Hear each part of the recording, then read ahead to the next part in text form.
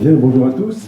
Alors, simplement quelques petits propos introductifs. Donc, moi, je m'appelle Sylvain Salle, je suis avocat, spécialiste en droit public et j'ai une qualification en droit de la commande publique. Je suis enseignant aussi à Lyon 3, Master 1, Master 2 sur ces matières.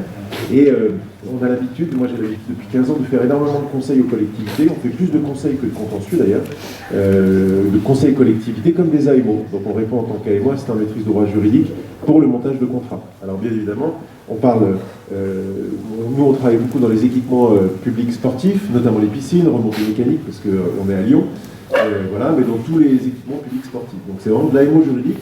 Parfois on est en co-traitance avec des programmistes ou effectivement des financiers pour monter le contrat. Mais voilà, moi mon cœur de métier, j'ai l'habitude de dire que c'est vraiment l'ingénierie juridique, donc le montage de contrat. De la phase préparatoire, si on parle de DSP, vous connaissez par cœur, la trilogie, délibération de principe, consultation, évidemment, avis du conseil technique paritaire, qu'on n'appelle plus comme ça maintenant, et puis aussi la CCSPL, et ensuite phase passation, phase négociation et sécurisation juridique du contrat pour la mise en service. Voilà globalement un petit peu ce que l'on fait. Alors, Alain m'a demandé effectivement aujourd'hui d'intervenir par rapport effectivement au contexte qu'on a vécu depuis 1 an et demi, le contexte du Covid. Et en réalité, oui, tout à l'heure, je suis arrivé, effectivement, on vous parlait effectivement des différents rapports entre les co-traitants, l'équilibre à reprendre, l'équilibre à revoir, les éléments qu'on peut voir. Moi, je vais essayer de vous exposer aujourd'hui quelque chose, on va faire un petit peu de théorie juridique, mais c'est assez intéressant parce que ça relève en réalité d'une connaissance que tout citoyen doit avoir, surtout dans le contexte du droit public français actuel. Parce que la notion de service public, bien évidemment, comme vous ne l'ignorez pas, c'est vraiment une spécificité française, comme on l'entend. Par rapport à la construction organique, par rapport à la fonctionnalité du service, la façon dont on peut l'exploiter, c'est véritablement aujourd'hui une spécificité française. Spécificité française qui, bien évidemment, l'était encore davantage avant l'intervention de l'Union européenne. Intervention de l'Union européenne, sans rentrer dans des détails textuels, depuis 2014, desquels on tient aujourd'hui le CCP, que vous connaissez tous, Code de la commande publique, qui rassemble effectivement l'ensemble des contrats. Et bien, depuis cette directive 2014, il y a eu, pour la première fois, un texte dédié aux concessions de services. Et en fait, cette logique de la concession de services qui a été créée par l'Union européenne, elle a été créée non pas pour venir spécifier ce qu'est le service public, mais plutôt pour créer une dichotomie entre la logique des contrats sans risque, et ça va faire le lien avec ce qu'on disait, et la logique des contrats avec risque. Jusqu'à maintenant, si vous voulez, l'Union européenne ne s'était jamais emparée, toute la construction communautaire ne s'était jamais emparée des contrats à risque, comme l'entendait le droit français. Donc là, il y avait une espèce, conceptuellement, il y avait un retard du droit de l'Union européenne. On peut dire retard, et surtout on peut dire que la France a été inspiratrice de l'Union européenne par rapport à la création de ces contrats. La France connaissait ces contrats à risque, mais la France, le droit français, ne les dédiait que lorsqu'il y avait du service public. En gros, pour vous faire clair, et vous m'interrompez, il n'y a aucun souci là-dessus, on considérait qu'il pouvait y avoir un contrat à risque dans le paysage français uniquement s'il y avait service public. Et c'était nos fameux affermages, concession de service public. Petit rappel, vous le connaissez par cœur, affermage, c'est lorsque la personne publique, autorité délégante, confie un équipement déjà construit au délégataire uniquement pour qu'il l'exploite, et il s'appelle un fermier. C'est une des plus vieux contrats français, d'ailleurs, qui date du XVIe siècle. À l'opposé, les concessions de travaux et de services publics, c'était les contrats dans lesquels, ex nihilo, vous confiez effectivement à un opérateur, à un délégataire, l'obligation de construire, frais de premier établissement, et d'exploiter en même temps. Donc, bien évidemment, il y a des conséquences différentes selon lesquelles, notamment, la concession est bien plus longue que l'affermage. Bon. Ça, c'était la logique française. Et la logique en droit français n'entendait la logique du risque, on ne parlait pas de risque, mais on parlait de rémunération substantiellement liée, uniquement pour les contrats de gestion déléguée du service public. Le droit européen a dit, bon, ça m'intéresse cette notion, mais moi, en fait, la notion de service public, je ne la connais pas, comme vous le savez. Moi, je connais que les SSIG, je connais que les services sociaux d'intérêt généraux, ou bien je connais effectivement que les services d'intérêt généraux, les sièges. Et en fait, ce que je vais dire, moi, droit français, droit européen, c'est que pour coller un petit peu à tout le monde, je vais créer d'un côté un pôle contrat sans risque, et dedans j'y mets tous les marchés publics de services, travaux, fournitures, où en réalité vous avez un besoin de la personne publique, il exprime son besoin, il y a une réponse en face, paiement d'un prix, et l'affaire est réglée. Il n'y a pas d'exposition aux aléas du marché. Donc on considère que c'est des contrats sans risque. À l'opposé, je vais créer un type de contrat qui s'appelle un contrat à risque, où là, dedans, dans cette sphère du contrat à risque, j'y mets tout ce qu'on peut connaître, c'est-à-dire fourniture, services, travaux, mais je ne le dédie pas, moi, droit Union européenne, à la notion de service public, puisque je ne le connais pas. Ça veut dire qu'en fait, en droit français, est-ce que j'ai des stylos là, si je peux écrire un truc? Non. En fait, en droit français, le droit français des concessions de services publics sont devenus un sous-ensemble de la logique de la concession en droit de l'Union européenne. Juste prendre, parce que c'est important de faire ça. Ça marche mieux quand on écrit. Ah, super, merci. Voilà. Donc, vous avez maintenant deux pôles en réalité. Vous avez les contrats sans risque, d'accord, et les contrats avec risque. Ça, c'est vraiment la création du droit de l'Union européenne. Là-dedans, vous y mettez tous les marchés publics. Et là, globalement, on est très proche de l'approche française qu'on avait déjà, c'est fourniture, services, travaux. Donc, on paye un prix et l'affaire est réglée. Ça, c'est les contrats marchés publics, donc qui sont aujourd'hui codifiés dans le CCP. Toujours codifiés dans le CCP, ça, c'est la logique contrat avec risque, et le droit de l'Union européenne a créé la notion de concession. Encore une fois, ça crée encore une confusion au niveau sémantique et terminologique, puisque la notion de concession au droit français posait déjà des problèmes entre les concessions domaniales, les concessions de services publics, les concessions de port. Vous voyez, c'était déjà un terme qui était vraiment polysémique, qui revêtait différents contenus. Le droit de l'Union européenne appelait ça concession, contrat à risque, exposition aux aléas du marché. Donc sur le critère fonctionnel, ça correspond typiquement et exactement, topiquement à ce qu'on connaît en termes de DSP. Mais là où le droit européen a dit contrat à risque, lui, il y met tout. Il y met travaux, fournitures, services. Et que sont devenus nos DSP piscine, que sont devenus nos DSP éclairage humain, tous les DSP à la française? En réalité, c'est un sous-ensemble. Là, voilà ce qui est devenu en fait aujourd'hui, et ça n'a pas disparu, voilà ce qui est devenu nos contrats de gestion déléguée. Contrat de gestion déléguée. Et dedans, vous avez toujours la logique affermage et concession de services publics, mais effectivement, ça rentre dans la terminologie de concession. Ce qui fait que tout ce qui est ici, si vous posez une question, là vous avez du service public, là vous avez quoi, à votre avis, qui est lié à la vocation publique ou à l'action publique? À la privé au service public. Alors, privé au service du public, mais d'un point de vue matériel, là autant vous êtes dans du service public, mais là, vous êtes dans quoi? Vous voyez ce que je veux dire? Si c'est pas public, c'est privé? Non. Si c'est pas du service public, c'est pas forcément du privé. Oui, mais par exemple, quand vous avez un parc public, le parc public, ça ne relève pas d'une compétence de la collectivité en termes de volonté d'organisation de la gestion, mais le parc public, c'est quand même dédié à le terme, à l'intérêt général. Donc tout ce qui est ici, c'est de l'intérêt général. Vous voyez ce que je veux dire? Et ça, c'est important de voir la distinction. En réalité, une activité de service public, c'est une activité, on y reviendra tout à l'heure, c'est une activité qui a été érigée en activité de service public. C'est une activité qu'on prend d'intérêt général et on l'érige en activité de service public. Toute cette formalisation de prise en compte par la personne publique, c'est un acte formel important, par délibération bien évidemment, qui permet justement à, je dis n'importe quoi, vous avez un acrobranche dans une forêt domaniale, qui peut tout à fait être géré en location-gérance, puisque c'est du domaine privé forestier, d'accord, contre la location-gérance, ou bien si la collectivité, politiquement, au sens effectivement de la res publica, décide que la acrobranche est une activité nécessaire pour l'aspect ludique, pour l'aspect forestier, éducatif, pour les enfants et autres, elle érige cette activité d'intérêt général en service public, et auquel cas, ça change, vous l'avez compris, tout le mode d'organisation et de fonctionnement et de contrôle, justement, sur cette activité-là. Ça devient une activité de service public, et donc là, ça ne peut être passé que par un affermage ou une concession de service public.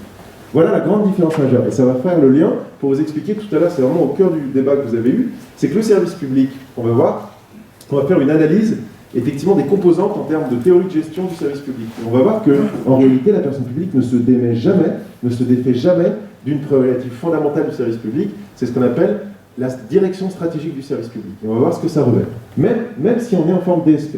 Donc c'est pour ça, tout à l'heure, je discutais à la pause, l'opposition classique que l'on entend entre activité gérée en régie ou en DSP, ce n'est pas d'un côté totale privatisation versus une gestion utérine. Vous voyez ce que je veux dire? C'est pas du tout cela. Parce que précisément, même dans la plus externalisation des contrats de DSP, exemple concession de service public, la personne publique doit, je dis bien doit, conserver des éléments majeurs du service public, dont elle ne doit pas se démettre. Et c'est comme ça qu'on va construire les contrats de concession de service public. Donc voilà la logique, et si vous voulez, des contrats de concession. Aujourd'hui, nos DSP, donc tout ce qui est, si vous connaissez un peu les textes, L du CGCT, 1400-1 et suivant du CGCT, c'est tous ces contrats-là. Et dedans, vous avez affermage et concession de service public. D'accord? Donc ça, c'est fondamental de voir cette distinction des deux contrats à risque ou sans risque. Le plan, juste pour vous expliquer on va faire 3 parties. D'abord, la première partie, le service public ou l'expression de la souveraineté de l'action publique. Vous verrez, j'ai essayé de mettre en relation, en fait, le fait que quand on analyse un petit peu en approfondissement la notion de service public, en réalité, aujourd'hui, quand on regarde, le service public, c'est véritablement la carte d'identité, c'est vraiment l'élément qui permet d'affirmer l'autonomie de la collectivité territoriale. Vous voyez, on parle de libre administration des collectivités, mais en fait, le service public, on y verra tout à l'heure, par sa définition, par sa création, par la substantialisation de ce qu'on y met dedans, ça relève véritablement de la libre administration des collectivités. Et on verra que d'une collectivité à l'autre, c'est vraiment une carte d'identité. Le service public n'est pas identique. Et je vous donnerai des illustrations et des exemples très pratiques là-dessus. Donc tout d'abord, vous voyez cette phrase un petit peu interpellative, le service public ou l'expression de la souveraineté de l'action publique. Deuxièmement, on va voir un exemple, puisque Alain m'a demandé ce sujet-là, la remunicipalisation. Et là, à la place de faire de grandes théories juridiques, je vais vous parler d'un cas que j'ai eu à traiter, qui était très intéressant, c'est l'exemple de l'eau de Paris. On verra tout à l'heure, donc on y viendra. J'ai eu la chance de travailler sur la refonte de gestion de l'eau de Paris, à la fois production-distribution, dans les années 2010-2009. La ville de Paris était en totale délégation de service public, et comme vous le savez certainement, la ville, dès 2009, est devenue une régie. Donc les Parisiens payent aujourd'hui l'eau à une personne morale de droit public, qui s'appelle EDP, peut-être que vous connaissez, Eau-de-Paris. Et Eau-de-Paris est un établissement public local, un EPL, qui est une régie, mais on verra la distinction, ce n'est pas une régie directe, c'est une régie dotée de la personnalité morale. On verra cette plus ou moins grand éloignement entre la régie simple jusqu'à la régie dotée de la personnalité morale. Donc on verra cet exemple-là, et à travers cela, n'hésitez pas à me poser des questions, je vous ferai des focus juridiques si vous le souhaitez. Troisièmement, l'externalisation du service public, donc de l'autre côté, par dévolution contractuelle, n'est pas une privatisation. Et ça, j'insiste là-dessus, c'est vraiment pas une privatisation, et tout le topo qu'on va faire avant, c'est vraiment pour vous montrer que la personne publique qui est dépositaire, qui est créateur du service public, ne peut pas se démettre de nombreuses choses. Et donc je pense que ce qu'on connaît aussi factuellement des dérives qu'il y a eu depuis un peu, je trouve moins maintenant, mais effectivement entre la création de la DSP 93 avec la loi Sapin jusqu'aux années 2007, 8 ou 6, on peut dire qu'il y a eu effectivement une dérive dans la construction, c'est-à-dire qu'en réalité, à partir du moment où on confie, c'est un peu la nature humaine aussi, on confie à quelqu'un le fait de faire quelque chose au nom et pour son compte, il y a une forme de délaissement, de dessaisissement. Et pour autant, juridiquement, moi je vous atteste que dans les clauses contractuelles d'une DSP, on peut faire en sorte que l'externalisation ou la dévolution contractuelle d'un service public ne soit pas une privatisation. Ce n'est pas une privatisation, c'est un choix de gestion déléguée.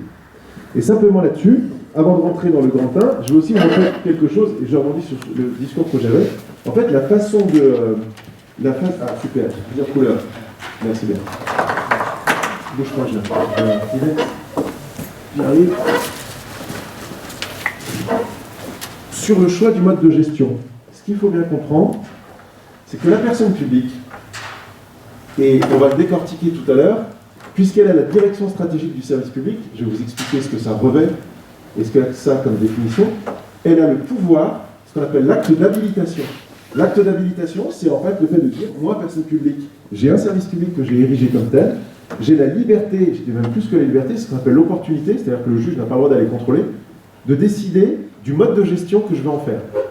Et en fait, ce qu'il faut bien comprendre, il faut retenir aux fondamentaux, le service public dont la personne publique a les rênes totales, le service public peut être géré de 3 façons.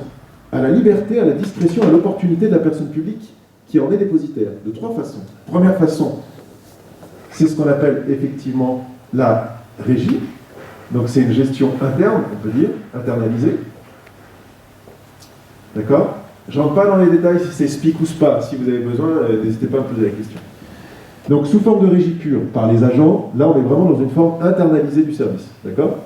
Ensuite, vous avez communément, que l'on entend, par le biais contractuel. C'est ce qu'on appelle, le terme, c'est la dévolution contractuelle du service public. C'est véritablement la méthodologie d'évolution contractuelle du service public. Et c'est en fait ce qu'on appelle affermage ou concession. D'accord ? Ça, effectivement, c'est la logique contractuelle. Donc dedans, on y met le terme DSP, délégation de service public, par la voie contractuelle. Et puis il y a une troisième voie, justement. Il y a une troisième voie qui est importante, en réalité, qu'il faut bien avoir en tête, et c'est là où vous allez voir que c'est distinct. Ça se distingue de la régie privée. L'autre terme que l'on emploie, que l'on voit, je prends une couleur, parce qu'il n'y a pas de gradation entre les deux, de hiérarchie entre les trois, pardon, c'est ce qu'on appelle l'institutionnalisation du service public. Oui, l'institutionnalisation du service public. Excusez-moi pour ma fantastique écriture. Voilà. Donc, ce qu'on appelle l'institutionnalisation du service public, c'est qu'en réalité, on va créer une personne morale spécifique dédiée pour l'exécution de cette activité. Et précisément, la création de cette personne morale dédiée, qui reste une personne morale de droit public, ça c'est important, donc personne morale de droit public, c'est justement ce que l'on appelle l'établissement public, soit local, soit étatique. Et donc c'est ce qu'on appelle précisément, pareil, il y a aussi un faux ami malheureusement juridiquement, ce qu'on appelle les EPL, c'est synonyme de régie dotée de l'autonomie financière plus de la personnalité morale. Donc en fait, la distinction entre cela et cela, c'est que là, dans la version, comment dirais-je, la plus archaïque au sens philosophique du terme, c'est une régie simple pure, d'accord ? Une version un peu plus améliorée, régie dotée de l'autonomie financière avec un budget propre, évidemment obligatoire quand on est un SPIC, vous le savez, budget annexe, donc vous avez forcément un budget annexe qui s'adosse au budget principal, d'accord ? Donc ça c'est la version un peu numéro 2 dans le curseur, et la version numéro 3, on change de principe, c'est ça qui est important, on bascule, parce que là précisément, on institutionnalise le service public par la création d'une personne morale, distincte de la collectivité, où là vous avez une direction autonome, des budgets autonomes, et vous avez une organisation autonome. Et c'est ce qu'on appelle l'institutionnalisation du service public, la création d'un EPL. D'accord ? Voilà. Par exemple, vous donne un exemple très étatique, les CROUS, par exemple, qui ont été créés par le décret-loi de 55, sous la 4e, avant le service public. Allô ? Ça marche pas ? Eh bien, il est mort. Avant 55, le service public des œuvres universitaires et scolaires, en réalité, était géré par une personne privée. Et en 55, l'État français a décidé de justement s'arroger le contrôle, la direction et l'organisation l'organisation du service public et a créé justement le CROUS national, et donc pour gérer ces œuvres-là. Voilà ce qu'on appelle l'institutionnalisation du service public. D'accord, vous voyez ?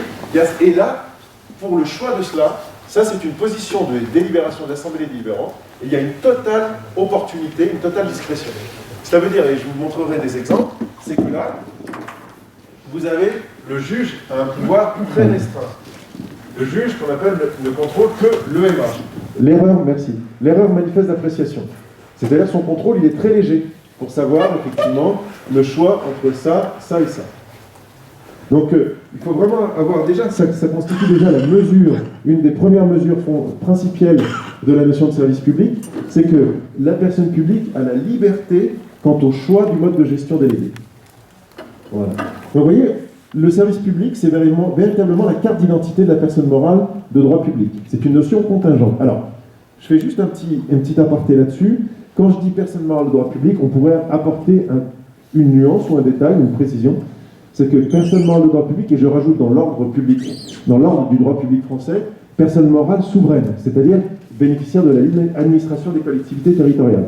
D'accord ? Parce que si je prends justement, et c'est un sujet dont je vous parlerai, si je prends par exemple le CROUS, ou la SNCF, ou même un établissement public local, la question que moi j'ai eu souvent à me poser, c'est me dire, cette structure-là, établissement public, qui a reçu statutairement, vous l'avez compris, là c'est la création d'un statut, la vocation d'exercer une mission de service public, est-ce que, la question suivante, est-ce que lui-même, cet établissement public, a le pouvoir de déléguer le service public qu'il a reçu statutairement ? Alors, il y a eu des positions doctrinales et théoriques et juridiques différentes dans les années 2000, et en réalité, aujourd'hui, les choses sont plutôt claires, et ça confirme cette position, c'est qu'à partir du moment où celui qui possède la direction stratégique à l'origine, si on prend le CROUS, c'est l'État, qui crée un CROUS, un établissement public, il l'a fait une fois, l'acte d'habilitation, il a institutionnalisé le service public par la création de cette personne-là n'est plus souveraine, vous voyez ce que je veux dire, sur ce service public, et elle n'a plus la possibilité de déléguer ou sous-déléguer, vous l'avez compris, l'activité pour laquelle elle a été créée statutairement. Donc je dis bien, vous voyez, c'est pour ça cette petite précision, si vous aviez cette question, le service public est la carte d'identité d'une personne morale de droit public, entre parenthèses, bénéficiant de la libre administration des collectivités ou souveraine. C'est une notion contingente. Quand je dis contingente, ça dans l'histoire du droit public, mais je vous la fais rapide, vous avez un moment où un service public allait être reconnu comme tel, et puis un autre moment ne l'est pas.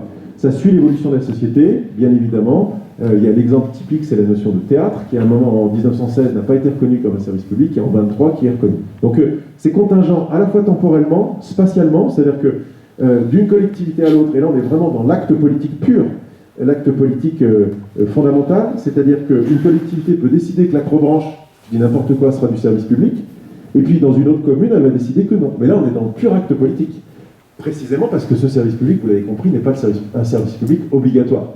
Dès lors qu'on est dans du SP facultatif, c'est la libre administration qui s'exprime, et oui ou non, cette activité, on devient un service public. Voilà. Donc, vous voyez, le service public, c'est vraiment l'émanation consubstantielle de la personne publique, et doit rester maîtrisé par cette dernière. Et on va avancer justement là-dessus. Le service public reste unique à chaque personne morale de droit public. Il y a un exemple typique qui est ultra intéressant dans la légistique, l'illustration. Regardez ce que j'ai écrit. La co-concession de services ou de travaux, elle est possible, pas la co-concession de travaux et services publics. Je vais essayer de vous expliquer. En fait, avant qu'arrive le Code de la commande publique, on a eu en 2016 une ordonnance précisément sur les concessions. Une ordonnance du 29 janvier 2016. Et pour la première fois, nous, praticiens sur ces sujets, on avait cru à une micro-révolution, parce qu'il était noté dans un article, l'article 4, il était noté « Une ou des personnes publiques peuvent passer un contrat de concession de service qui a pour objet machin ». Et en réalité, on avait toujours effectivement appliqué, appris et conçu la chose suivante, c'est que autant il peut y avoir un seul délégant mais plusieurs délégataires. Par exemple, vous avez alors c'est hypothétique pur parce que ça se fait jamais, encore que vous avez une ville avec du tramway, des lignes, et vous pouvez tout à fait, ça se faisait dans le temps, tout à fait autorisé, vous avez une autorité délégante qui va confier 1, 2 ou 3 DSP de même nature, hein, sur des lignes différentes. D'accord? Donc la co-délégation était possible, mais évidemment, celui qui la recevait. C'est-à-dire que tu devais avoir un seul délégant, mais il pouvait y avoir plusieurs co-délégataires. Et quand est arrivée cette phrase dans, comme je vous l'ai dit, le texte de l'Union européenne, où on a dit un ou plusieurs collectivités peuvent le lancer, la question qui s'est posée, vous l'avez compris, c'est est-ce qu'on peut être co-délégant de services publics? Et en réalité, ça a été tranché assez rapidement. La réponse a été non, bien évidemment, parce que deux collectivités ne peuvent pas se mettre ensemble pour déléguer le même service public. Parce que précisément, il n'y a pas un service public qui peut être partagé. Alors attention, on va rentrer dans le détail, il peut y avoir ce qu'on appelle effectivement des concours, il peut y avoir évidemment des missions partagées sur certaines activités, sur l'eau d'ailleurs notamment, mais l'érection d'activités d'intérêt général en service public, et le fait de dire, ben moi je vais partager mon service public en ayant deux co-délégations avec un ou deux délégataires, ce n'est pas possible. Et vous voyez, c'est une illustration de l'unicité du service public par collectivité délégante. Voilà. Alors, la cause juridique de l'indispensable maîtrise, et je dis bien non prescriptive du service public, c'est-à-dire qu'à aucun moment tu peux dire dans un contrat de DSP, au bout de 15 ans, bon ben voilà, ce que tu as contrôlé pendant 10 ans, puisque moi, vous voyez, comme une forme de prise de possession anticipée, ou en tout cas par le temps, ça s'appelle l'ussucapion en droit général, ça n'existe pas. Donc en réalité, il y a une espèce d'imprescriptibilité de la maîtrise du service public, même dans un contrat de DSP. Eh bien, d'où vient cette... Pourquoi en réalité, on dit, ben voilà, la personne publique, elle doit conserver des éléments fondamentaux et fondateurs du service public.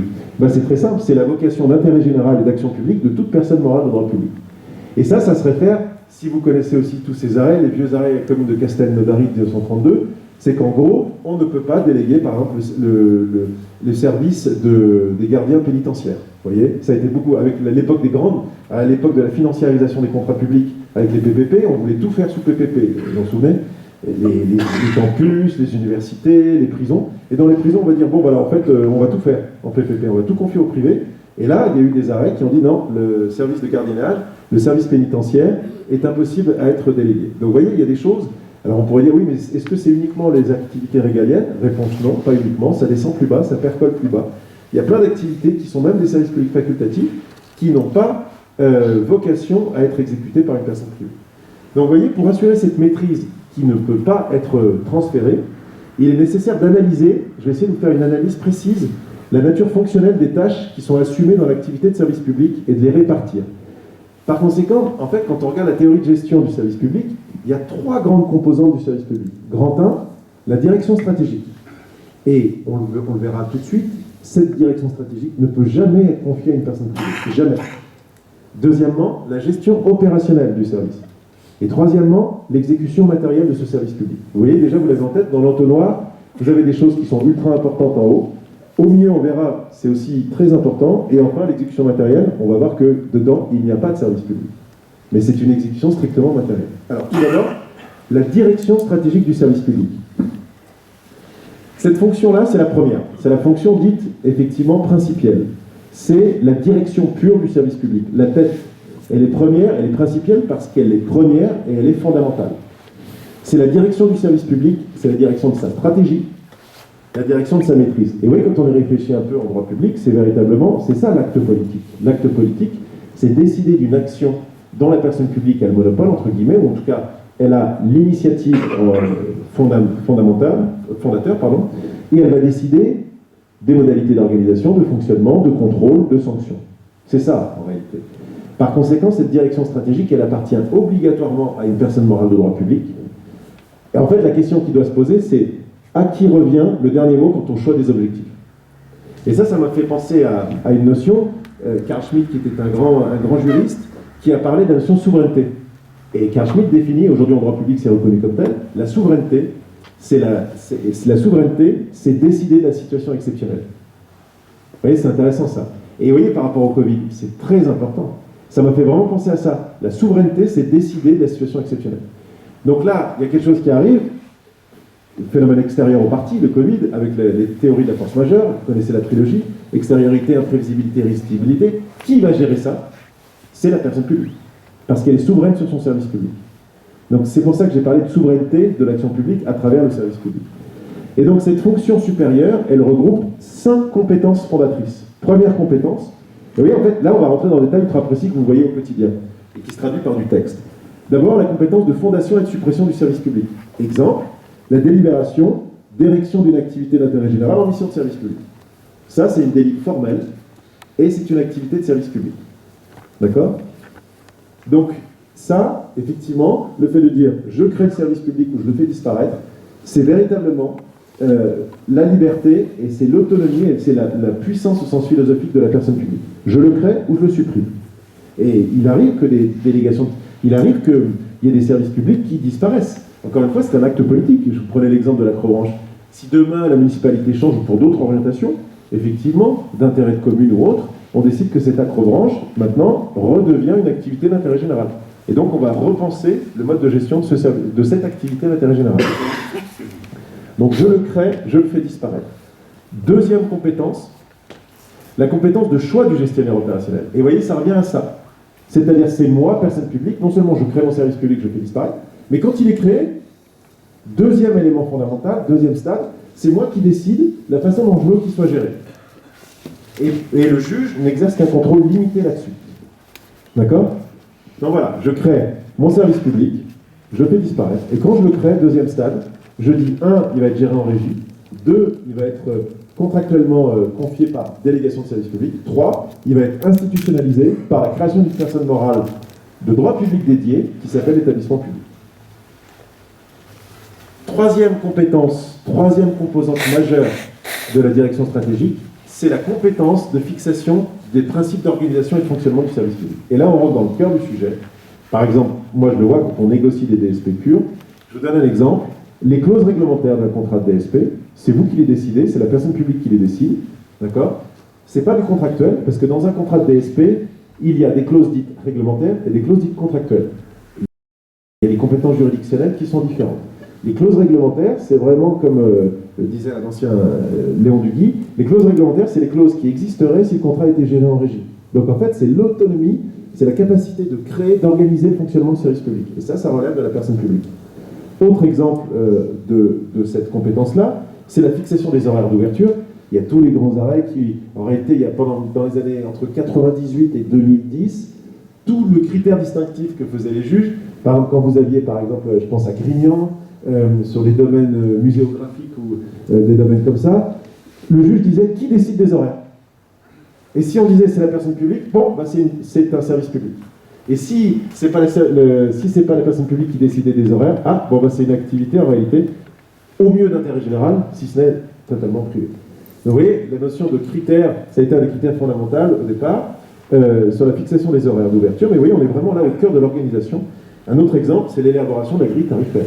Et ça, moi, je le vois beaucoup, notamment en piscine, dans les DSP piscine, puisque la grille tarifaire, elle est quand même surdéveloppée en piscine, bien évidemment, on le sait tous, qui correspond évidemment à l'activité très complexe d'une piscine.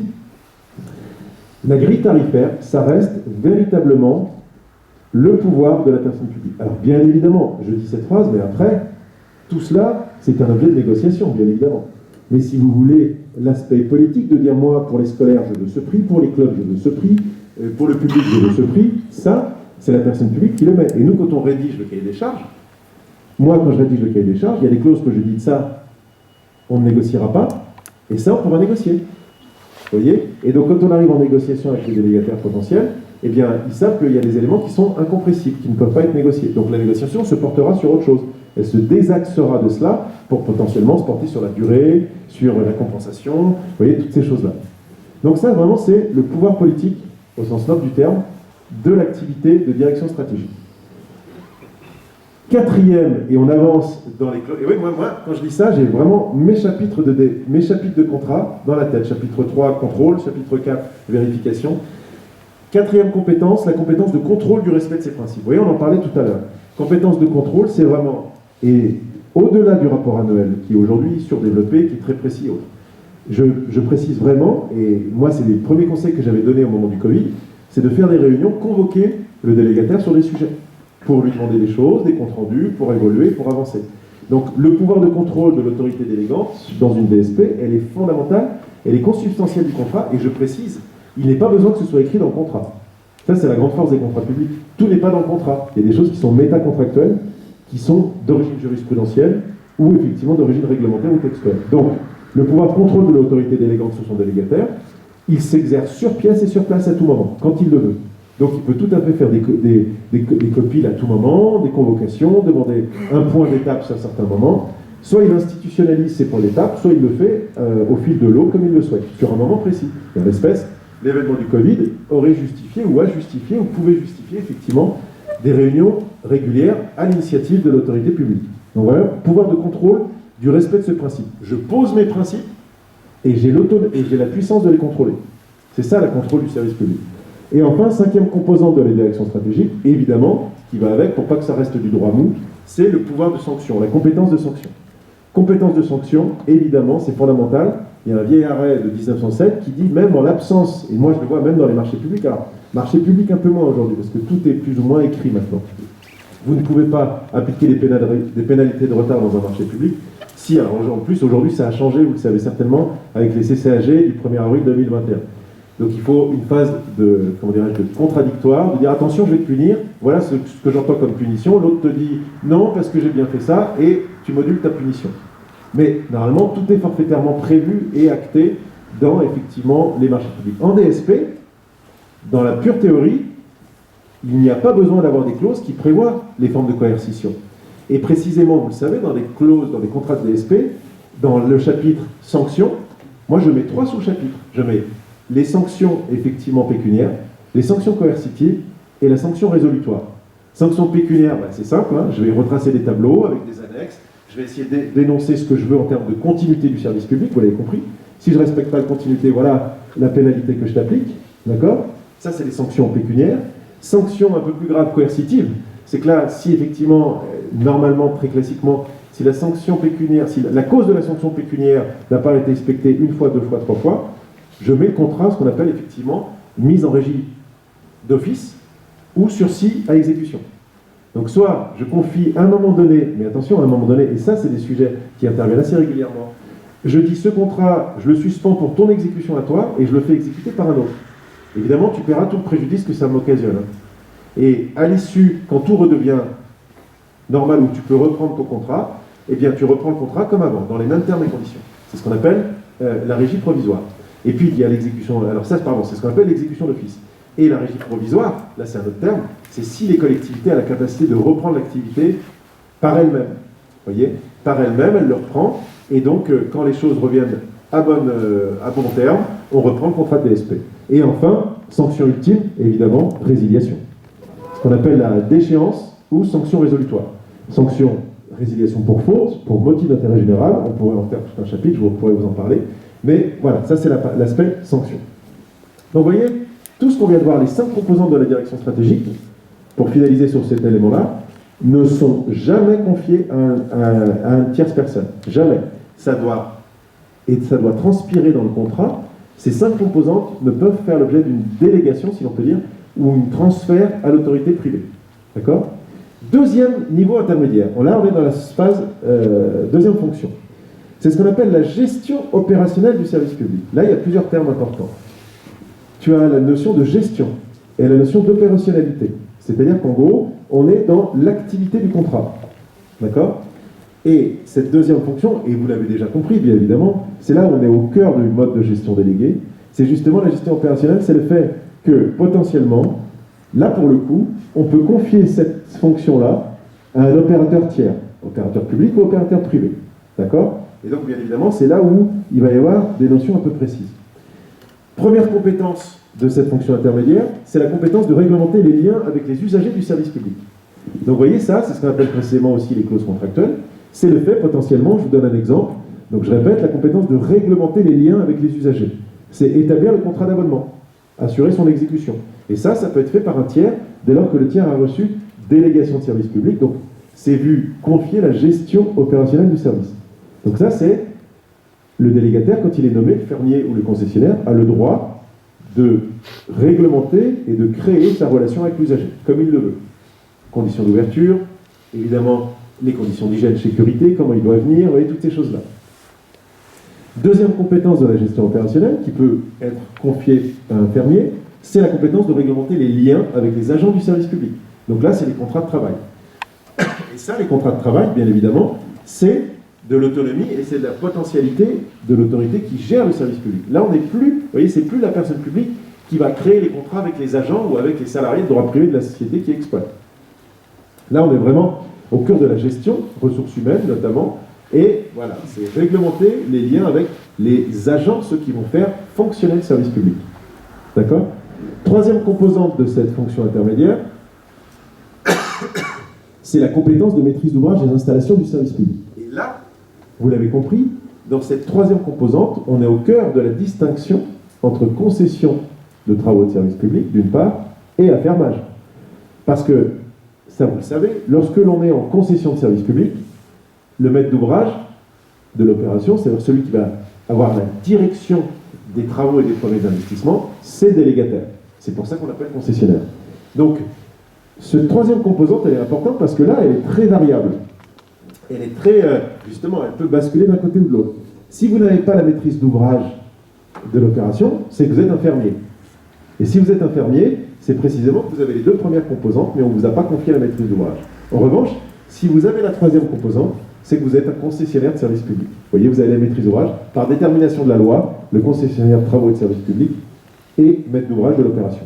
Alors, maître d'ouvrage de l'opération, je pourrais vous en parler, c'est pas comme quand on se construit une maison de santé pluridisciplinaire où là, il y a un gros problème de requalification avec la VFA. C'est-à-dire qu'en gros, pour vous faire simple, dans une concession de service public où il y a un service public constitué, la personne publique peut tout à fait avoir un rôle architectural, une volonté de parti pris architectural, une détermination du programme. Vous voyez ce que je veux dire ? Quand vous êtes en dehors d'une activité de service public, lorsque l'opérateur en face, comme par exemple le titulaire d'une concession de travaux ou le vendeur dans une VFA, là pour le coup, il ne faut pas trop qu'ils reçoivent des directions, vous l'avez compris, la personne publique, sinon c'est requalifiable. Vous voyez ce que je veux dire, ce à quoi je veux, j'ai pas le temps, mais ce à quoi je veux, ce que je veux évoquer. Dans une concession de travaux de service public, là, c'est pas problématique. Et c'est au cœur de notre sujet. Comme on est dans le service public, la personne publique a toujours un droit de regard, et plus qu'un droit de regard.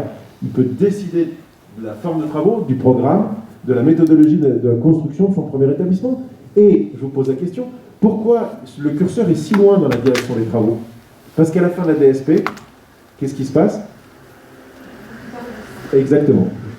Et ça s'appelle des biens de retour. Donc dans une DSP, dans une concession de service public, même si l'équipement il est construit par le concessionnaire, tout revient à la fin, et même, alors tout revient à la fin de la personne publique, bien de retour, normalement un retour à titre gratuit, sauf si ce n'est pas amorti, mais même juridiquement et conceptuellement, dès l'origine, on dit ab initio, le bien appartient à la personne publique. La tolérance, c'est que le concessionnaire a le droit de le mettre en haut de bilan pour l'amortir, mais c'est une fiction juridique et fiscale. Juridiquement, la propriété, elle appartient à la personne publique dès la construction. Vous voyez ce que je veux dire ? Et il revient en l'état avec l'obligation de remettre en l'état pour que la continuité du service public. Donc, cette fonction... Alors, j'avais fini la deuxième fonction. Donc, vous voyez, la gestion opérationnelle, elle est vraiment importante parce qu'elle est au cœur de la distinction entre gestion déléguée ou gestion en régie. Enfin, fonction ultime, vous l'avez compris, c'est ce qu'on appelle l'exécution matérielle. Alors, cette fonction terminale, exécution matérielle du service public, n'est pas caractérisée par des compétences en tant que telles. La compétence, c'est la puissance de... cette fonction terminale, en réalité, il n'y a pas de compétence parce que la personne qui exécute la prestation n'est pas normalement en situation de produire des actes juridiques pour les besoins du SP. En gros, elle ne participe pas au service public. Il y a une distinction entre participer au service public, d'accord, ou réaliser une prestation pour le service public. Et là, en l'espèce, cette exécution matérielle, c'est vraiment l'ultime élément. La personne publique n'a pas normalement de relation avec les usagers. Vous voyez ce que je veux dire ? La personne qui va exécuter cette prestation, c'est vraiment la prestation matérielle qui s'assimile à un marché public de travaux, fournitures ou services. Donc là, vous avez la fourniture matérielle de prestation, qui ne constitue pas le service public dans son entièreté, mais seulement des composantes et ou des tâches annexes au service public, l'absence de lien contractuel avec les usagers, et l'absence de régime administratif, car les rapports qui naissent de la simple participation à exécution à un service public ne sont pas soumis à un régime de droit public. Nonobstant, l'exécutant disposerait d'un contrat avec la personne publique. Donc même si vous avez un contrat, ce n'est pas une production d'actes qui relève du service public. Voilà l'exécution matérielle du service public. Donc vous voyez, quand on a fini cela, on se rend compte qu'à travers cette trilogie de composantes, vous comprenez bien que le service public, en réalité, même dans un contrat de délégation de service public, reste fondamentalement du ressort et de la prégnance de la personne publique. Il y a la gestion opérationnelle qui est très importante, qui est une vraie autonomie, qui s'étale à travers les différentes rédactions contractuelles, mais il n'y a que la gestion opérationnelle qui potentiellement peut être transférée à un opérateur public ou privé. Voilà un petit peu, vous voyez, cette notion de service public. Par conséquent, le choix de déléguer ou de conserver en régie la gestion d'un service échappe au contrôle normal du juge. La liberté de choix quant au mode de gestion du service public, c'est fondamental. Et vous voyez, il y a un arrêt Société des Eaux de Perlot de 92 qui avait dit « Considérant qu'il n'appartient pas au juge administratif à se prononcer sur l'opportunité du choix opéré par une commune lorsqu'elle écarte l'exploitation en régie directe au profit de la fermage. » Et ça va dans les deux sens, évidemment. Donc voilà, la question vraiment très importante, c'est ça, c'est le fait de dire le choix de l'opération ne peut être fait que par la personne publique, et elle est totalement libre de ça.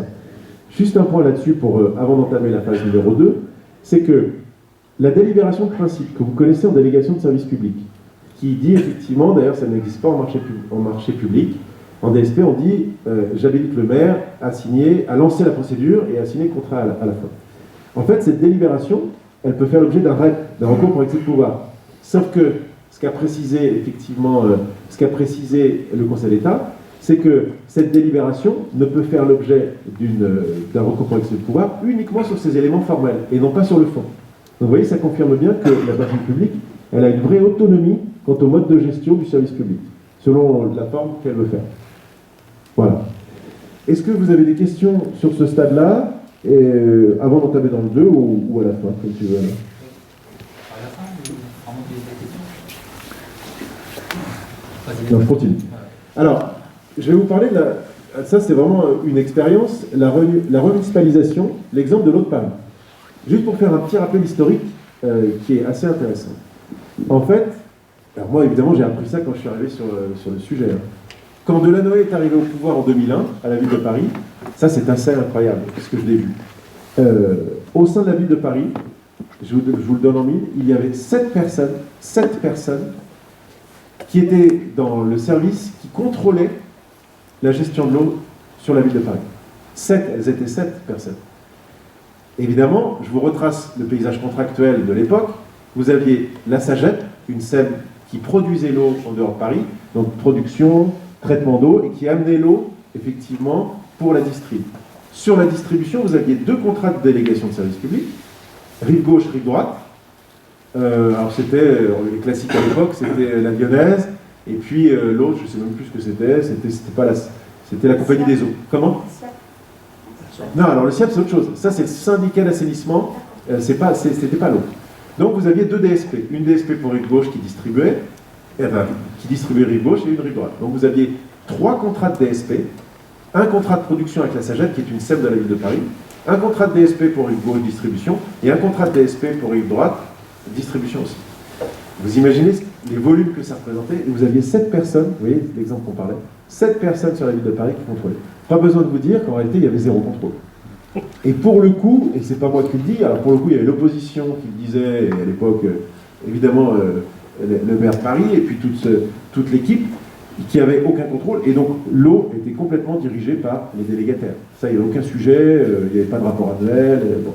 C'est clair, moi je l'ai constaté, ça, il n'y avait pas de rapport annuel sur des DSP, pas. Et donc là-dessus, volonté politique, on a dit on va refondre le mode de gestion du service public de l'eau à Paris. Et moi j'ai eu la chance de travailler dans cette époque-là pour réfléchir au montage structurel et ou contractuel le plus adapté, évidemment, qui serait allé avec l'accord, avec la volonté politique de la ville, pour savoir ce qu'on va faire de l'eau de Paris. Et donc on a travaillé, vous imaginez, il y avait énormément de gens qui travaillaient sur le sujet, des techniciens, des urbanistes, des géologues et autres, des hydrologues aussi, qui ont travaillé là-dessus, et nous, l'équipe juridique. Et en fait, les différents montages qu'on a présentés, le choix qui a été retenu par le Conseil de Paris, c'est précisément le troisième, l'institutionnalisation du service public.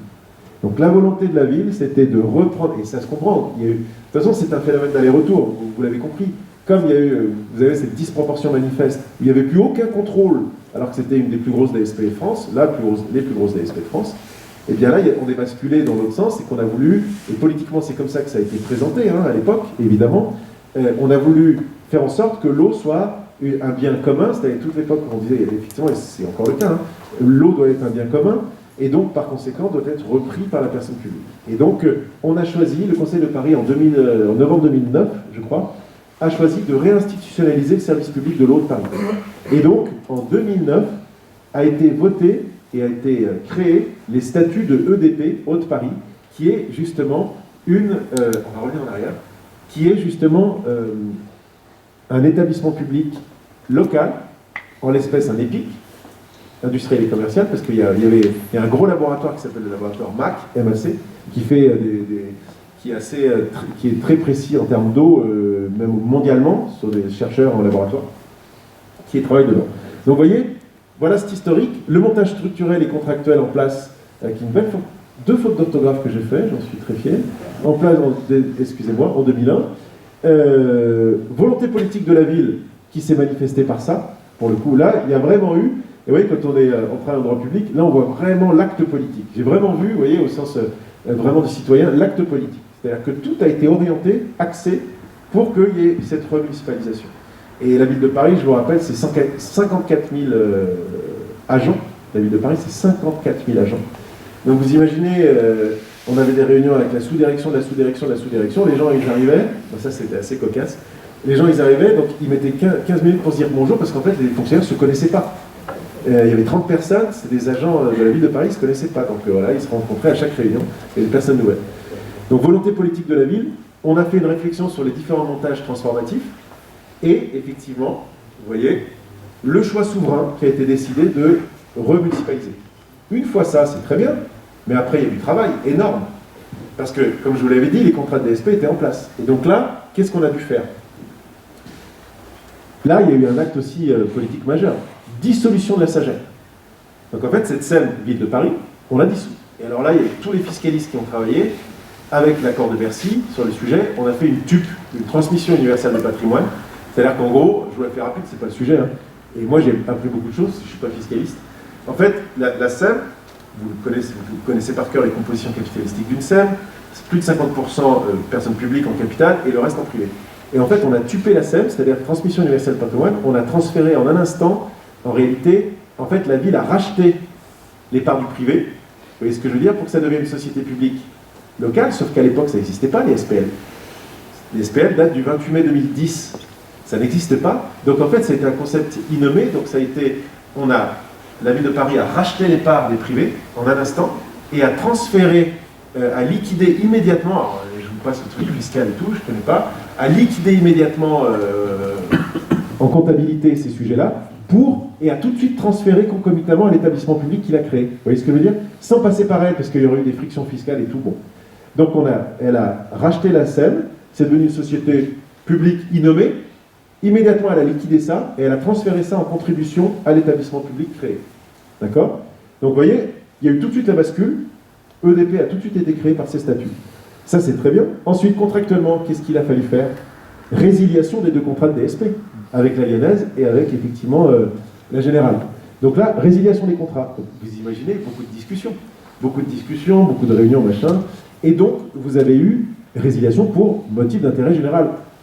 Motif d'intérêt général et expression de la souveraineté de la personne publique Ville de Paris sur son service public. C'est moi qui le crée, c'est moi qui le supprime, et c'est moi qui décide du mode de gestion. Donc, vous voyez, résiliation pour motif d'intérêt général. Le motif d'intérêt général était facilement inscrit, réorganisation du service.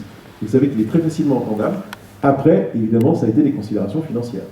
Il a fallu indemniser les délégataires sur le durée restant, je vous le passe. Il y a eu pas mal de choses comme ça. Et, évidemment, il y a un des délégataires qui a attaqué la décision. Sauf qu'en réalité, c'était assez drôle, c'était vraiment du théâtre, parce qu'à l'époque, moi je me souviens qui a attaqué, en réalité, il savait très bien qu'il allait perdre. Mais en fait, c'est une démarche politique, vous voyez, de devanture.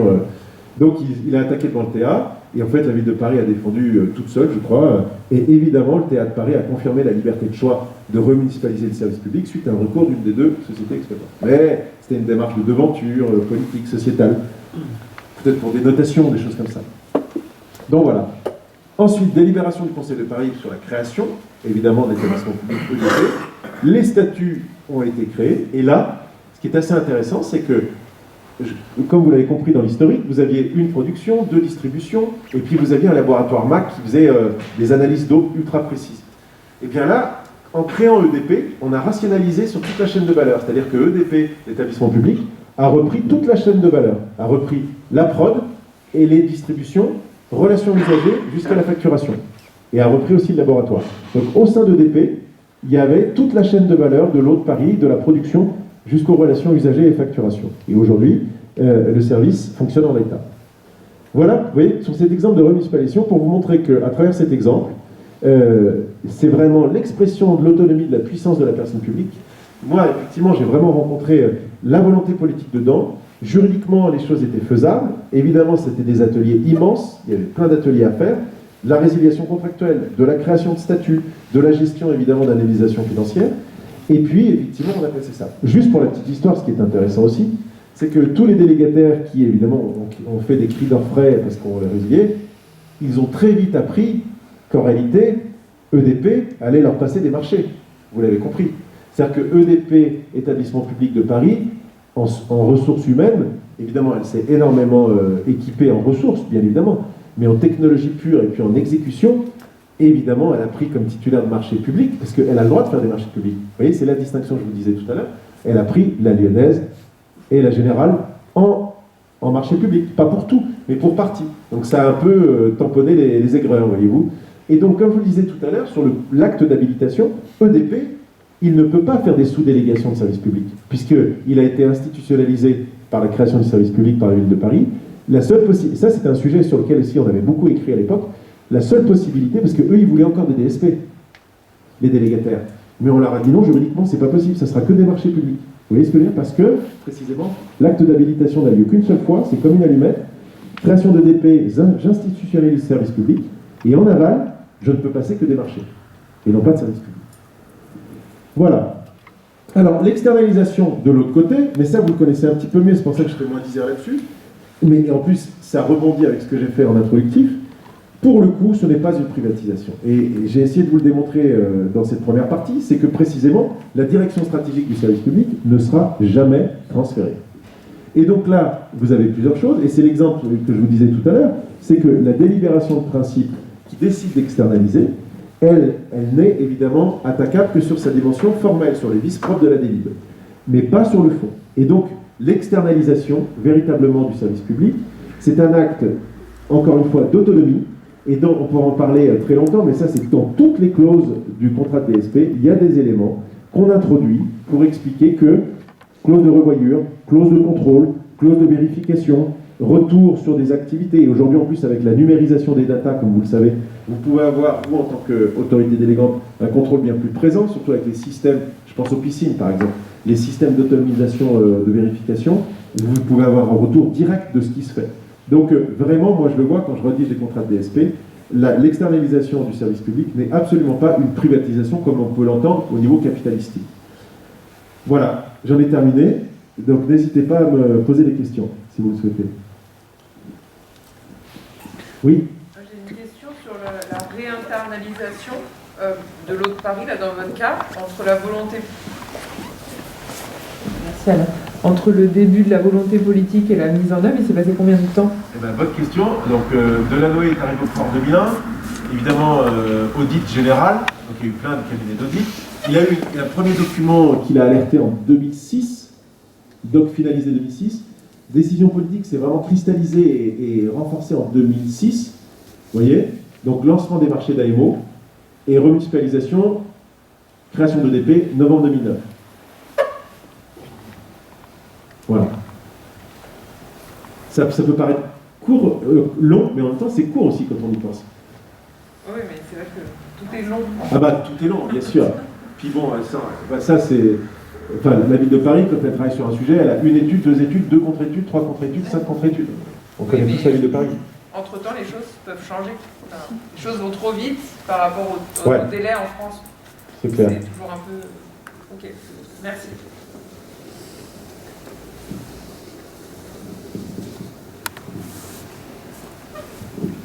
D'autres questions? En attendant, je remercie Olivier Charles qui est revenu parmi nous.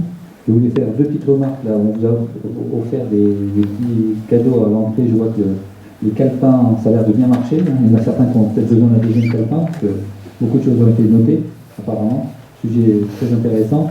Et puis, je tiens aussi à remercier Sylvain Salle de nous rejoindre avec son cabinet Axon en tant qu'actionnaire, non pas encore, mais partenaire de... Acte manqué. Je pense. Partenaire d'Asporta, notre 25e partenaire. Voilà. Des questions, même sur le sujet de ce matin.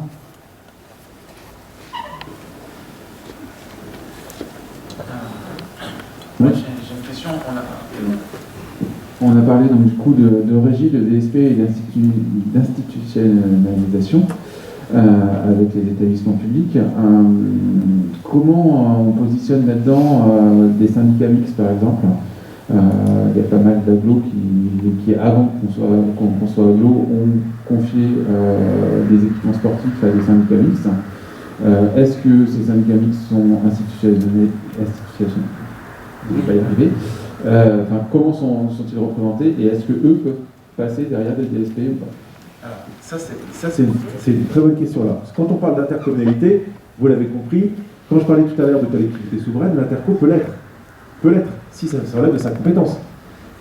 Si on prend les équipements publics sportifs, si vous avez le transfert effectivement des investissements ou de la structure, de l'infrastructure, c'est ce qui se fait, la compétence sport, à l'interco, et on garde la fonctionnalité des gymnases aux communes. Et l'exemple du syndicat mixte, c'est plus complexe parce que le syndicat mixte, sans entrer dans le détail, il y en a de deux types, vous le savez certainement. Il y a du syndicat mixte ouvert et du syndicat mixte fermé. Il y en a un qui relève de la grande catégorie des intercommunalités et l'autre qui ne l'est pas. C'est un organisme de droit public. Et donc là-dessus, il y a une réponse à apporter, on a travaillé sur ces sujets déjà. Quand vous êtes sur un syndicat mixte fermé, vous n'avez qu'une même catégorie de collectivités adhérentes, là, effectivement, elle reprend, ou elle est de la même nature, si vous voulez, qu'une commune, et donc elle peut effectivement confier une délégation de service public. Quand on est dans un syndicat mixte ouvert, les choses sont différentes, parce qu'elles ne relèvent pas la catégorie des intercos. C'est des structures mixtes, donc un SMO, ça pose un souci. Sauf que moi, je peux vous dire que là-dessus, il y a le concret et la théorie, il y a beaucoup, dans les Pyrénées, parce que je connais en remontée mécanique, il y a beaucoup de SMO qui lancent des DSP de remontée mécanique. Alors ça pose un sujet juridique, les prefs n'ont jamais levé le petit doigt là-dessus, mais juridiquement, moi je peux vous dire que, et j'ai écrit sur ces sujets, ça pose un problème, en pure conception juridique. Alors peut-être qu'en réalité c'est que des élucubrations de théoriciens, on s'en moque, mais effectivement, Jusqu'au jour où tu as le contrôle de légalité, tu en as un qui va taquer, ça va monter à Bercy, et puis c'est fini. Vous voyez, ça marche comme ça en fait. Donc, il y a un vrai sujet là-dessus. Moi, je vois aujourd'hui, je suis en train de travailler sur un gros téléphérique dans les Pyrénées. Effectivement, l'autorité délégante, c'est un beau SMO, un syndicat mixte ouvert, mais juridiquement, ça pose un souci. Ce n'est pas une structure intercommunale, donc ça ne relève pas, effectivement, de la logique de la potentialité de déléguer un service public.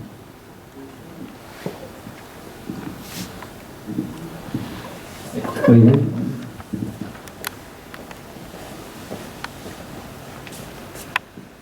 Et c'est quoi une CMOP? Ah, une CMOP. On a combien de temps J'ai 8 minutes. 8 minutes. Alors, une CMOP, ça a été créé par la loi du 31 juillet 2014. La CMOP, alors, encore une fois, ouais, c'est fort, son nom, ça veut rien dire. Normalement, le mot qui est considéré comme moche, c'est CEMU. Parce que c'est Société d'économie mixte d'ouvrage. En fait, une CMOP, c'est le fait de créer, en réalité, Je vais commencer comment? En fait, la CMOP, la volonté, c'est qu'on lance un appel d'offres personne publique, et la finalité, c'est de trouver à la fois un opérateur et un actionnaire, simultanément. En fait, l'idée de la CMOP, c'est ce qu'on appelle, en droit européen, c'est ce qu'on appelle les PPPI, partenariat public-privé institutionnalisé. Vous avez peut-être entendu ce terme. Et en fait, l'expression française des PPPI, c'est justement la CMOP. La CMOP, en réalité, mais Alain, il connaît très bien, hein, les CMOP, c'est le fait de dire, moi je veux trouver un opérateur qui a les compétences pour l'exécution d'une prestation, et concomitamment, je veux que cet opérateur devienne actionnaire d'une société que je vais créer, dans le même appel d'offres. Et à partir de moment, en fait, c'est un peu faire de l'économie de la publicité mise en concurrence. Dans une seule et même procédure de passation, je vais trouver mon opérateur et mon actionnaire. Donc en fait, vous lancez un appel d'offres classique, d'accord, comme un appel d'offres de DSP, en gros, pour une opération. Alors là, les opérations, matériellement, ça peut être du SPIC, ça peut être de l'aménagement, de la construction, une activité d'intérêt général.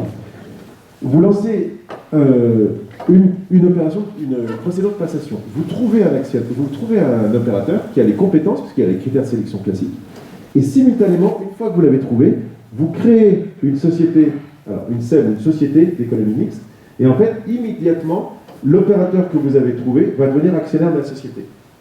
Et c'est ça qui devient une CMOP. Donc en fait, la CMOP, c'est un véhicule juridique pour faire une prestation, un objet contractuel. Et il y a plusieurs particularités à cela, c'est que la CMOP, contrairement à la SEM, sa répartition capitalistique peut être totalement différente. Je vous la fais rapidement. Une SEM, vous connaissez les SEM, qui existent depuis longtemps, 50% de capital. La SEM, vous le savez, elle a un effet obligatoire, c'est que 50% du capital au moins doit être possédé par les personnes morales de droit public. Donc en fait, vous avez 51% du capital public, d'accord, et vous avez un minimum privé, je ne sais pas si vous le connaissez, combien les privés doivent avoir au minimum? 15%. 15% du capital. Donc vous voyez, les privés, ils oscillent entre 15 et 49. Vous êtes d'accord? Minimum 15 et effectivement maximum 49. Dans une CMOP, ça c'est ça la particularité. D'ailleurs, c'est aussi à la fois la particularité et la complexité de sa mise en œuvre, c'est que dans une CMOP, vous pouvez avoir un capital privé qui monte jusqu'à 66,67, c'est-à-dire 33, machin. Vous voyez, vous pouvez avoir en réalité une personne privée dans une CMOP qui en réalité ne laisse qu'à la personne publique que la minorité de blocage, ce qu'on appelle la minorité de blocage en droit des sociétés. Donc voilà, vous avez des CMOP majoritairement publics et des CMOP majoritairement privés. Voilà la grande particularité. Ensuite, après avoir dit ça, vous l'avez compris, la CMOP, en fait, elle n'existe que pour une durée déterminée. Et là, c'est vrai que moi, je ne suis pas un spécialiste du droit des sociétés, mais ça pose un vrai problème au niveau des droits de société, parce que la société que l'on crée, elle disparaîtra à la fin de l'objet. Si vous faites une CMOP pour des piscines, par exemple, en réalité, et le temps d'exploitation, construction-exploitation, la CMOP disparaît lorsque l'objet comme une DSP est terminé. Vous finissez une DSP, c'est fini. C'est-à-dire qu'on arrête contractuellement, mais pas structurellement. Là, la CMOP, elle disparaît à la fin du contrat. Et ça pose un problème pour les spécialistes en droit des sociétés, parce que normalement, quand tu crées une structure, elle doit être décorrélée de son activité. Vous savez, quand on crée une société, c'est pour 99 ans, choses comme ça. Et donc là, la particularité, c'est qu'on crée une société, une structure, dont la durée de vie va être strictement calée sur la durée d'exécution de l'objet pour lequel elle a été créée. Voilà un peu l'idée. Et évidemment, il y a plein de particularités, c'est que dans la CMOP, il y a un pacte d'associés, il y a un contrat d'associés, où en réalité, tout ce qui est écrit comme objectif doit être respecté intangiblement, et les possibilités de modification sont complexes, et davantage sont très compliquées dans notre CMOP. Voilà une CMOP. Voilà ce qu'est une CMOP. Alors vous en avez en matière de piscine, vous en avez aussi en gestion de l'eau, d'ailleurs. Ça se développe un petit peu. Bon, ça reste moins fréquent que d'autres structures, mais voilà ce qu'est une CMOP. Et quel est l'intérêt pour une collectivité de plutôt avoir une CMOP qu'une DSP classique? L'intérêt d'une CMOP par rapport à une DSP classique, c'est l'implication contractuelle, c'est l'intérêt qu'on peut voir dans une SEM, c'est-à-dire sur l'aspect la lukrativité, c'est-à-dire que vous avez des retours de dividendes, évidemment, puisque là on est comme dans une logique de SEM, vous voyez ce que je veux dire? Donc vous avez ces deux effets, c'est-à-dire à la fois je conserve la prégnance de la gestion opérationnelle et même de l'exécution matérielle, vous voyez, en référence à ce qu'on a dit, puisque je suis actionnaire pur, j'ai une présence capitalistique et j'ai une présence contractuelle dedans, et je peux retirer éventuellement des dividendes si c'est positif. Voilà l'idée. Après, la durée, l'engagement, il est long, ça c'est sûr. Une des difficultés qu'on rencontre, un écueil qu'on rencontre, c'est l'engagement, c'est la problématique de l'engagement long pour les élus. C'est ça qui est très compliqué. Et donc la CMOP, c'est souvent c'est plusieurs mandats, on s'engage pour plusieurs mandats. Donc ça pose des problématiques. Merci. Je vous en prie.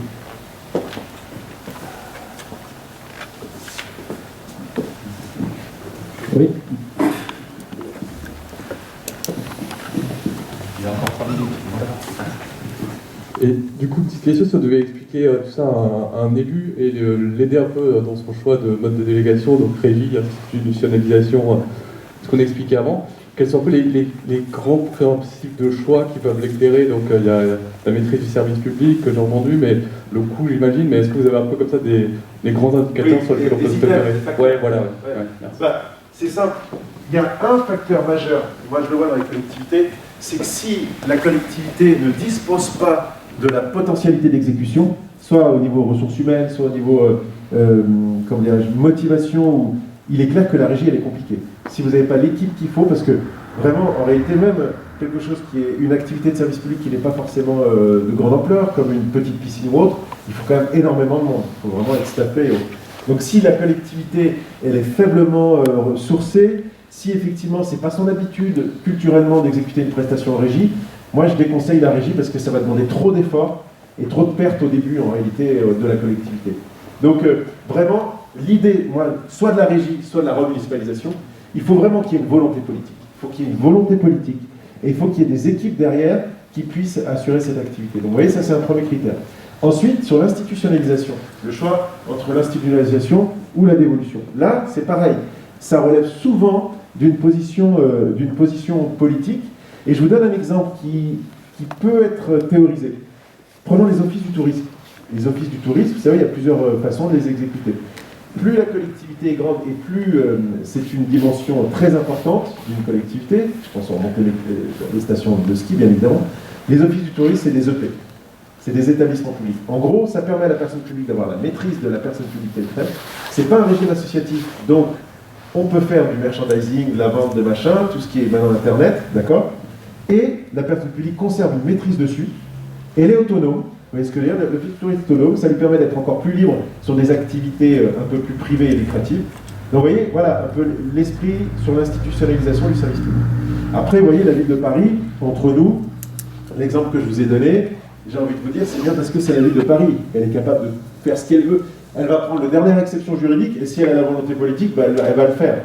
Vous prenez n'importe quelle autre collectivité juste en dessous, même les grandes métropoles françaises, elle n'aura pas la puissance de la ville de Paris pour faire quelque chose, vous voyez ce que je veux dire? Donc ça relève vraiment de la volonté, de la capacité souvent à faire ça.